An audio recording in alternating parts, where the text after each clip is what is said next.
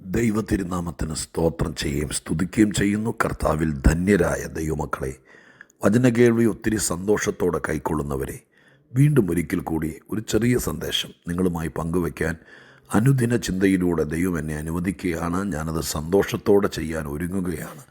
വചനം കേൾപ്പാൻ താല്പര്യത്തോടെ കാത്തിരിക്കുന്ന എല്ലാ പ്രിയപ്പെട്ടവർക്കും ക്രിസ്തുവേശുവിൻ്റെ ധന്യമുള്ള നാമത്തിൽ എൻ്റെ വിനീതമായ സ്നേഹവന്ദനങ്ങൾ അറിയിക്കുന്നു. നമ്മുടെ രക്ഷിതാവും കർത്താവുമായിരിക്കുന്ന വാഴ്ത്തപ്പെട്ട ദൈവത്തെ എപ്പോഴും സ്തുതിപ്പാൻ നാം കടപ്പെട്ടവരായിരിക്കയാൽ, എപ്പോഴും സ്തോത്രം ചെയ്യാൻ നമ്മൾ ബാധ്യസ്ഥരുമായിരിക്കയാൽ, മനസ്സ് നിറഞ്ഞ ദൈവത്തിന് നന്ദി കരയറ്റുന്നു. നിങ്ങളെല്ലാവരെയും ഓർത്ത് ദൈവത്തെ സ്തുതിക്കുന്നു.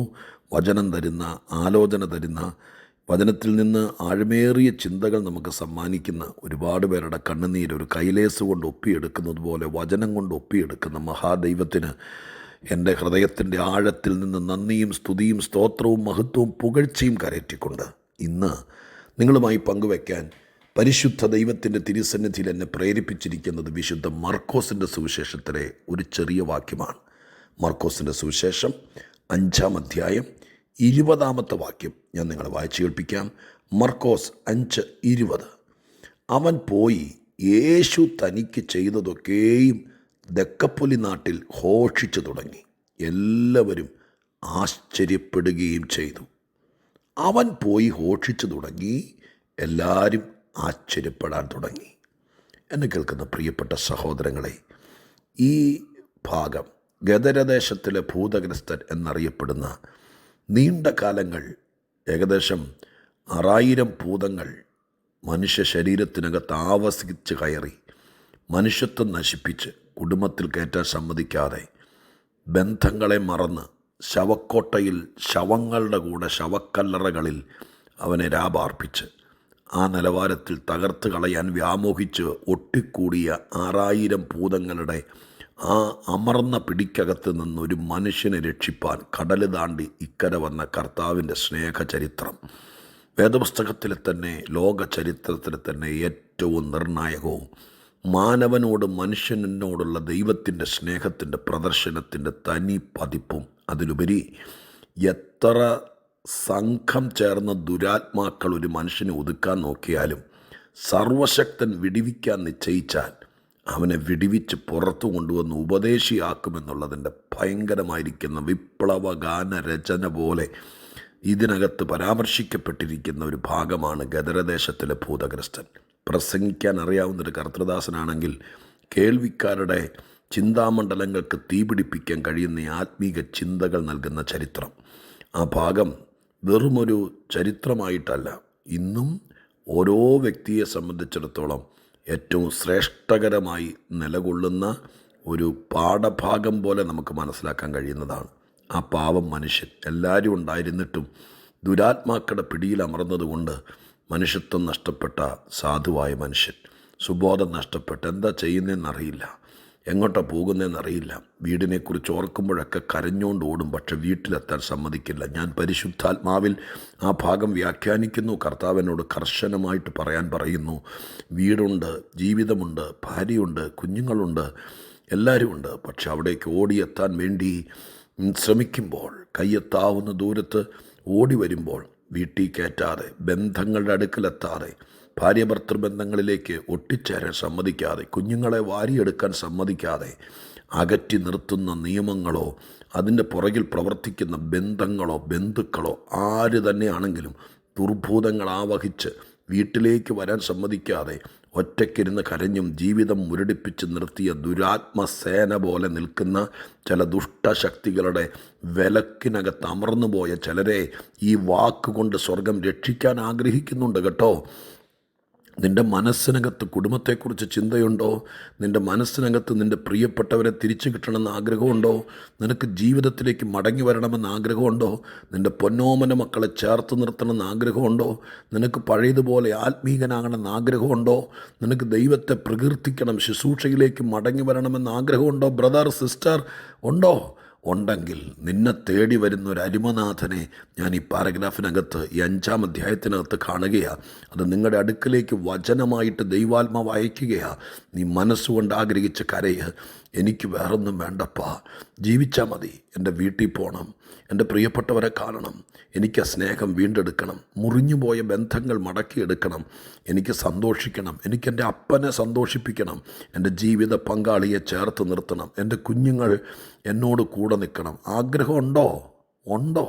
ഉണ്ടെങ്കിൽ ഈ ഭാഗം 5-ാം അധ്യായത്തിൻ്റെ 1-ാം വാക്യം മുതൽ 20-ാം വാക്യം മുതൽ വരെ ആവർത്തിച്ച് വായിച്ചിട്ട് ഇതുപോലൊരു വിടുതൽ എനിക്കും തരണേ അപ്പാ എന്ന് പറയുന്ന സർവശക്തൻ ഇന്നും ജീവിക്കുന്നു.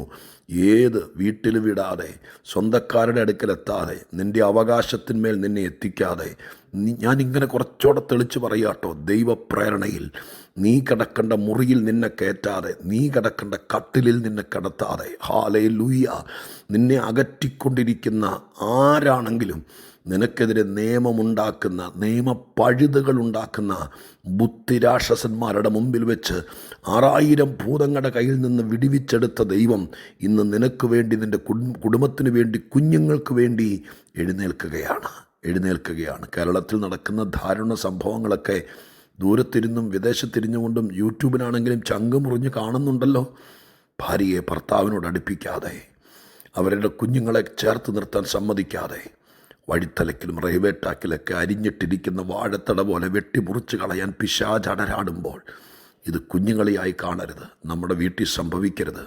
ഈ കാര്യങ്ങളൊക്കെ നടക്കുമ്പോൾ കണ്ണി ചോരയുള്ള ചങ്കും മരവിക്കാത്ത അഭിപ്രായം പറയാനിരിക്കുന്നവരല്ല. ഇന്ന് ചിന്തിക്കണം, നിങ്ങളുടെ വീട്ടിൽ, നിങ്ങളുടെ ബന്ധുക്കളുടെ വീട്ടിൽ, നിങ്ങളുടെ ഇടവകയിൽ, നിങ്ങളുടെ ചർച്ചിൽ ഡിവോഴ്സിൻ്റെ വക്കിൽ നിൽക്കുന്ന, കുടുംബ പ്രശ്നത്തിൽ കലങ്ങി നിൽക്കുന്ന ആരെങ്കിലും ഉണ്ടെങ്കിൽ ഇതൊക്കെ ചെന്ന് പറയണം, മക്കളെ വാർത്ത കേട്ടോ, ഇന്നലെയൊക്കെ കണ്ടോ, നിൻ്റെ വീട്ടിൽ സംഭവിക്കാതിരിപ്പാൻ യേശുവിന് പറ്റുമെന്ന് പറഞ്ഞ് ഒരു നടപടി തുടങ്ങുന്ന ദൈവം അത് ചെയ്യാനിടയാകട്ടെ. എന്താണെങ്കിലും ഈ മനുഷ്യനെ ദൈവമായ കർത്താവ് രക്ഷിച്ചു.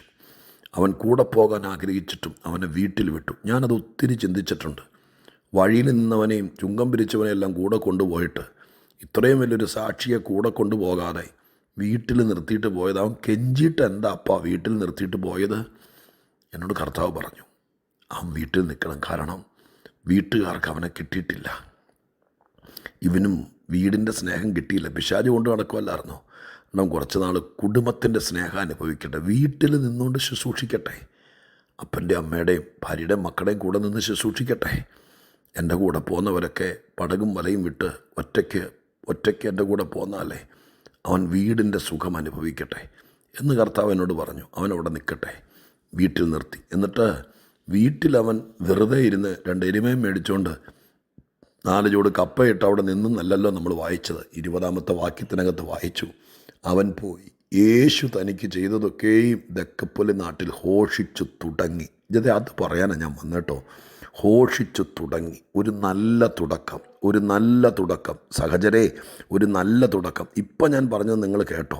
വലിയ പന്തൽ കെട്ടി മൈക്ക് മേടിച്ചൊന്നുമില്ല, ഒരു വലിയ ഹാൻഡ് മൈക്ക് മേടിച്ചിട്ട് വേണം ഒരു ശുശ്രൂഷ തുടങ്ങാമെന്ന് പറഞ്ഞ് ഇരുന്നിട്ട് കൊല്ലം 8 ആയില്ലേ 12,000 രൂപ കൊടുത്ത് അതൊക്കെ പുറകെ വന്നോളൂ. ഒരു തുടക്കം കുറിക്കാൻ പറ്റുമോ? ഈ പറഞ്ഞതുപോലെ കുടുംബകലഹമുള്ള വീടുകൾ ഏതെങ്കിലും ഉണ്ടെങ്കിൽ അവരെ തപ്പിപ്പിടിച്ചിട്ട് അവരുടെ അടുക്ക പോയിട്ട്, മക്കളെ നാളെ നിങ്ങളൊരു വാർത്തയാകരുത്, ഒരു ആത്മഭാരം കൊണ്ട് ഞങ്ങൾ വന്നതാണെന്ന് പറയാൻ, അച്ചായനും അമ്മാമ്മയും കൂടി വന്നത് അതിനാന്ന് പറയാൻ നിങ്ങളെ കൊണ്ട് പറ്റുമോ? ഒരു തുടക്കം കുറിക്കാൻ പറ്റുമോ? ഒരു തുടക്കം കുറിക്കാൻ. അപ്പോൾ നിങ്ങൾ ചോദിക്കും, ഞങ്ങൾക്ക് അറിവില്ല, ഞങ്ങൾക്ക് പഠനമില്ല, ഒരു കൗൺസിലിംഗ് ഒക്കെ നടത്തണമെങ്കിൽ എൻ്റെ ഡിഗ്രി വേണ്ടേ, സർട്ടിഫിക്കറ്റ് വേണ്ടേ? എന്നാ ഈ പറയുന്നേ? ഈ ഭൂതഗ്രസ്തൻ എന്നാ പറഞ്ഞുകൊണ്ടാ ശുശ്രൂഷ തുടങ്ങിയത്? ഭൂതങ്ങളുടെ കൂടെ കല്ലറയിൽ കിടന്നവൻ എന്നാ ഡിഗ്രിയും കൊണ്ടാ, എന്നാ അറിവുകൊണ്ടാ? നിനക്ക് മനസ്സുണ്ടെങ്കിൽ എന്തെങ്കിലും തുടങ്ങാൻ, ഒരു നല്ല തുടക്കം കുറിക്കാൻ ജീവിതത്തിൽ, ഹല്ലേലൂയ, ഈ മാർച്ച് മാസം പലതും തുടങ്ങാൻ പറ്റിയ മാസം കേട്ടോ. നിനക്ക് പറ്റുമെങ്കിൽ ചിലത് തുടങ്ങുക. എഴുതി തുടങ്ങുന്നവർ എഴുതി തുടങ്ങുക, പ്രാർത്ഥിച്ച് തുടങ്ങുന്നവർ പ്രാർത്ഥിച്ച് തുടങ്ങുക, പറഞ്ഞു തുടങ്ങുന്നവർ പറഞ്ഞു തുടങ്ങുക, പ്രസംഗിച്ച് തുടങ്ങേണ്ടവർ പ്രസംഗിച്ച് തുടങ്ങുക, ശുശ്രൂഷിച്ച് തുടങ്ങേണ്ടവർ ശുശ്രൂഷിച്ച് തുടങ്ങുക.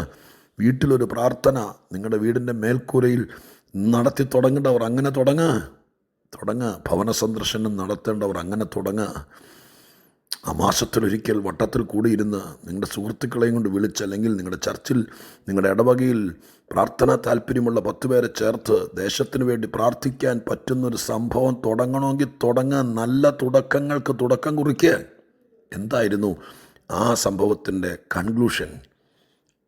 എല്ലാവരും ആശ്ചര്യപ്പെട്ടു. ഞാൻ നിങ്ങളോട് ഇങ്ങനെ പറഞ്ഞു തുടങ്ങാം.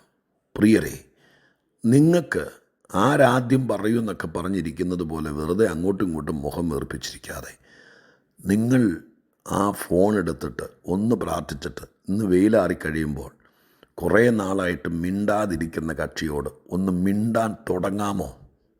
ഒന്ന് വിളിക്കുന്ന 10 ഡിജിറ്റിൽ ഡയൽ ചെയ്താൽ പോരെ? ഒന്ന് വിളിക്കുക, വാട്സാപ്പിലൊരു മെസ്സേജ് ഇട്, ഇന്നൊരു തുടക്കം കുറിക്കുക. ചകിരി പോലെ പിണങ്ങാൻ, നിൻ്റെ അധപ്പതനം കാണാൻ കാത്തു നിന്നവരുടെ മുമ്പിൽ ആശ്ചര്യപ്പെടുത്തും ദൈവം തമ്പുരാൻ. നീയൊന്നും തുടങ്ങാതെ മുഖം വീർപ്പിച്ച് നടന്നാൽ ഒന്നും നടക്കുകയില്ല. ഒരു തുടക്കം കുറിക്കാൻ ആര് തയ്യാറാകുന്നു? ദൈവത്തോട് ചേർന്ന്, ദൈവം പറയുന്നതനുസരിച്ച് ആ തുടക്കം ഈ മാസം ഉണ്ടാകട്ടെ. ചുമ്മാ ഇരിക്കരുത്. കുറേ നാളായിട്ട് ഞാൻ തകർന്നു, പൊളിഞ്ഞു, തീർന്നു എന്ന് പറഞ്ഞിരിക്കരുത്. ഈ വിഷയത്തിന് വേണ്ടി മാത്രം ഒരു പ്രാർത്ഥന, അതങ്ങ് തുടങ്ങുക. രാത്രി 2 മണിക്ക് അലാറം വെച്ച് എഴുന്നേൽക്കുന്നു, അങ്ങനെ ഒരു പ്രാർത്ഥന ഞാൻ തുടങ്ങാൻ പോവുക. തുടങ്ങിക്കൂടെ? തുടങ്ങുക. മനസ്സിനോ ആത്മാവിനോ ശരീരത്തിനോ നാടിനോ ദേശത്തിനോ മക്കൾക്കോ കുടുംബത്തിനോ വേണ്ടി ഒരു പുതിയ തുടക്കം. ഒന്നും തുടങ്ങാനില്ലേ അമ്മാമ്മേ നിങ്ങൾക്ക്? അച്ഛാ, നിങ്ങൾക്കൊന്നും തുടങ്ങാനില്ലേ? ഒരു പുതിയ തുടക്കം തുടങ്ങുക.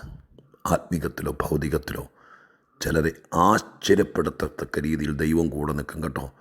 തുടങ്ങാൻ ആരെങ്കിലും തയ്യാറായാൽ അവൻ്റെ പക്ഷത്ത് ദൈവം നിൽക്കും, മറ്റുള്ളവരെ ഞെട്ടിപ്പിക്കും, ആശ്ചര്യപ്പെടുത്തും.